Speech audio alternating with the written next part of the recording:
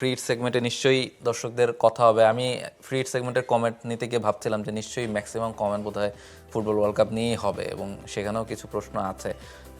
টানা ম্যাচ দেখছেন, মানে ক্রিকেট দেখার সুযোগ পাচ্ছেন নাকি এটা আগে বলুন। না না, ক্রিকেট দেখার সুযোগ খুব একটা যে এখন মিলছে তা না, স্কোরটাই বেশি দেখা হচ্ছে, কারণ ঘুমের তো এখন আর ঠিক ঠিকানা নাই। সে কারণেই দেখা যাচ্ছে কখনো এমন হয়েছে যে ম্যাচ চলছে জানি না। Absolutely true.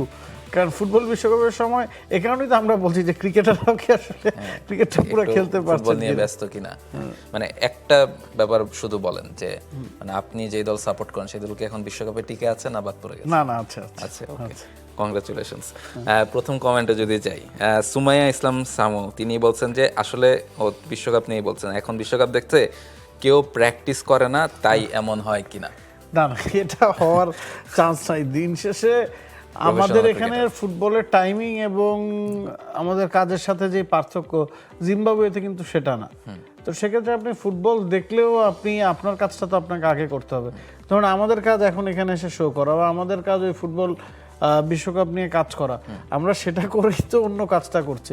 তো নিজের কাজটা না করে যদি আপনি ফুটবল খেলা দেখতে বসে যান, সেটা একজন ছাত্রের জন্য ঠিক না, একজন কর্মজীবীর জন্য ঠিক না, একজন ক্রিকেটারের জন্য তো না। স্পেশালি প্রফেশনাল ক্রিকেটাররা তারা আসলে এই ধরনের অনেক সিচুয়েশন অবশ্যই পার করেই আসলে ওই পর্যায়ে ক্রিকেটটা খেলেন। তারা জানেন যে যদি দেখেও মানে যেটা নিয়ে সমালোচনা হয়েছে সেটা নিয়ে একটু বলতে চাই যে ধরুন আপনি ঈদের ছুটি না পেলে যেরকম মন খারাপ করেন, প্রফেশনাল ক্রিকেটাররা তো আর ঈদের ছুটি না পেলে মন খারাপ করে না, কারণ তারা আসলে ঈদের সময় ম্যাচ খেলে, কিন্তু তারা যখন আবার ম্যাচটা খেলে দেশে ফিরে আসে তখন তারা আবার বিশ্রাম করে বা পরিবারের সাথে সময় কাটায়।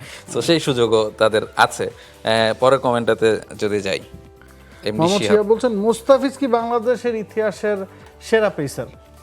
আনডাউটেডলি, মানে আপনি হয়তোবা অনেক জায়গায় তিনি স্ট্যাটে পিছিয়ে থাকবেন। আমার কাছে মনে হয় মুস্তাফিজ বাংলাদেশের ইতিহাসের সেরা বোলার বললে কি ভুল হবে। আমি একমাত্র সাকিব ছাড়া মুস্তাফিজকে আর কারোর সাথে কম্পেয়ার করতে রাজি না। ইটস বিকজ বাংলাদেশের ক্রিকেটে ওয়ার্ল্ড ক্লাস বলতে যেটা বোঝায় কম্পিট করা, ওয়ার্ল্ডের সাথে একই কাতারে সবাইকে টেক্কা দেওয়া, ওই কাজটা অলরাউন্ডার ক্যাটাগরিতে সাকিব করেছেন, পেসার ক্যাটাগরিতে মুস্তাফিজ করেছেন। আর কেউ কিন্তু ওই জায়গায় টেক্কাটা দিতে পারেননি। মানে এবং তিনি তার সময়ের সেরা কয়েকজনের মধ্যে অবশ্যই আনডাউটেডলি, এবং ইন্টারন্যাশনাল ক্রিকেটে মতো করে ডমিনেট করা যেটা আপনি বলছিলেন সেটা আসলে মুস্তাফিজ এবং সাকিব বাদে আসলে বাংলাদেশের তেমন কোনো প্লেয়ার আসলে করতে পারেননি। পরের কমেন্টেতে যাই, সিফাতুর রহমান তিনি বলছেন যে লিটন দাসকে ছাড়া বাংলাদেশ লাস্ট যে 7টা ম্যাচ খেলেছে আনফরচুনেটলি 7টাই হেরেছে, তাহলে কি লিটন দাসের কারণে বাংলাদেশ হেরেছে? এটা নিয়ে আমরা কথা বলছি, এটা নিয়ে আমরা মূল সাথে আসলে কথা বলেছি। রাহুল খুব সুন্দর মতো বুঝিয়েছে যে লিটন দাস যেই জায়গাটাতে আসলে ব্যাটিং করেন, তার দেখা যায় টেস্টে তিনি যখন খেলছেন মুশফিকের সাথে তার একটা পার্টনারশিপ হয়, অথবা মিরাজের সাথে তার একটা পার্টনারশিপ হয়, বা লেট অর্ডার টেল এন্ডারদের নিয়ে খেলাটা লিটন দাস রপ্ত করে ফেলেছেন, কারণ ওই জায়গাটাতেই তিনি তার ক্যারিয়ারের পুরোটা সময় খেলেছেন। এবং টেস্টে কিন্তু তার জায়গা নিয়ে কখনোই ওলটপালট হয়নি। ওয়ানডেতে যেটা হয়েছে, কখনো ওপেনিংয়ে খেলেছেন, কখনো 4-এ 5-এ, এমনকি 3-এও খেলেছেন। তো টেস্টে তিনি একটা স্টেবল পজিশনে ছিলেন, এবং টেস্টে তার অভাবটা আসলে যখন তিনি থাকেন না তখন সবচেয়ে ভালো বোঝা যায়, কারণ টেস্টে একজন 6 নম্বর ব্যাটসম্যানের রোলটা খুব ক্রুশাল। তাকে দেখা যায় যে সেকেন্ড নিউ বলটা ফেস করতে হয়, বা টেল এন্ডারদের নিয়ে ব্যাটিং করতে হয়, বা দলের বিপদে খুব শুরুর দিকেও নেমে যেতে হয়, আবার কখনো কখনো দলের ভালো অবস্থানেও নেমে স্কোরটাকে বড় করার একটা প্রয়াস করতে হয়। তো দেখা যায় যে ওই রোলটা খুব ইম্পর্টেন্ট, এবং তিনি একটা ব্রিজ হিসেবে আসলে কাজ করেন, যেটা আপনি বলছিলেন। সে কারণে আমার কাছে মনে হয় ওই রোলটা খুব ক্রুশাল। অ্যাবসলিউটলি। পরের কমেন্টে যাই, তিনি বলছেন জয়, প্রতি বছর নতুন নতুন প্রতিভার কথা শুনি, কিন্তু আন্তর্জাতিক পর্যায়ে ধারাবাহিক পারফর্মার খুব কমই আমরা পাই। তাহলে সমস্যা কি ট্যালেন্ট, নাকি সেই ট্যালেন্টকে গড়ে তোলার প্রক্রিয়ায়? আমাদের ক্রিকেটের সবচেয়ে বড় ঘাটতি আসলে কোথায় বলে মনে করেন? অনূর্ধ্ব-19 বিশ্বকাপ জয়ী দলটার বেশিরভাগ সদস্য বাংলাদেশের হয়ে অভিষেক করে ফেলেছেন। একমাত্র আকবর আলী সম্ভবত জাতীয় দলের জার্সিটা গায়ে তোলেননি। কোনো ফরম্যাটে কি তুলেছেন? না। হ্যাঁ, 2-1 বাদে সবাইকেই আমরা ইন্টারন্যাশনাল অ্যারেনায় দেখে ফেলেছি। আপনি ভারতের ওই দলটার কয়জনকে ইন্টারন্যাশনাল ক্রিকেট খেলতে দেখেছেন? রবি বিষ্ণয়, ইয়াশাসবি জয়সওয়াল, বা তারা যেই পর্যায়ে পৌঁছেছেন, আমাদের মধ্যে একমাত্র তৌহিদ হৃদয় বা শরীফুল ছাড়া বাকিরা কি ওই স্টেজে পৌঁছাতে পেরেছেন কিনা? আপনি তানজিদ তামিমের কথা বলুন, পারভেজ ইমনের কথা বলুন, তারা কিন্তু একটা জায়গায় স্টাক হয়ে গেছেন। বা শামীম পাটোয়ারির কথাও বলুন।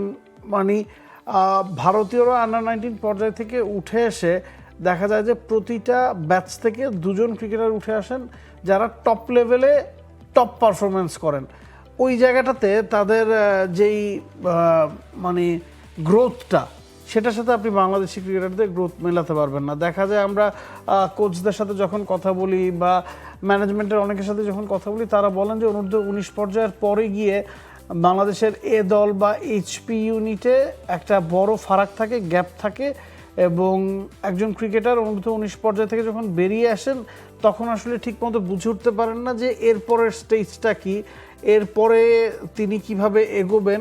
ওই জায়গায় বাংলাদেশের একটা গ্যাপ আছে। এক্স্যাক্টলি। এবং আমার কাছে মনে হয় যে আপনি যদি দেখেন যে আপনি যেটা কথা বলছিলেন যে প্রথমত যেই আন্ডার-19 বা ওই যে বিসিবির টিমগুলোর প্রক্রিয়া তো আছেই, বাট বিসিবির আন্ডারে যেসব ক্রিকেটার নেই, যারা আসলে লোকাল ক্রিকেট খেলেন, ফার্স্ট ক্লাস খেলছেন, ফার্স্ট ডিভিশন খেলছেন, তাদের ওই সাইডটা থেকে আমরা খুব বেশি ক্রিকেটার কিন্তু রিসেন্ট টাইমে উঠে আসতে দেখি না।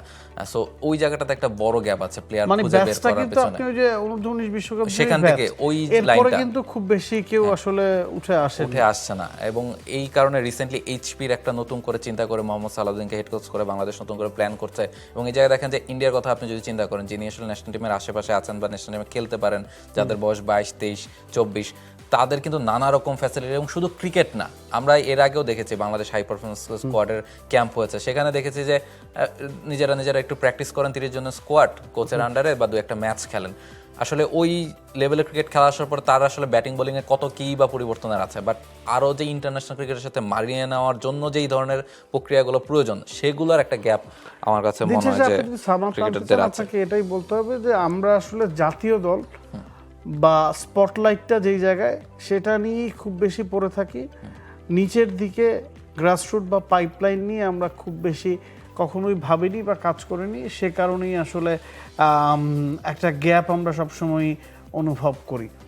ক্রিকেট শো আজকে শেষ করছি এখানেই। সপ্তাহে 3 দিন শনি সোম বুধবার আমরা ক্রিকেট শো নিয়ে হাজির হয়ে যাই ঠিক সন্ধ্যা 6টায়। দেখতে ভুল করবেন না। সাথে থাকুন টি স্পোর্টসের, চোখ রাখুন T Sports. For more updates, subscribe to our YouTube channel and click on the bell icon. Follow us on Facebook and Instagram. Download T-Sports app to enjoy exciting games and highlights. Visit tsports.com.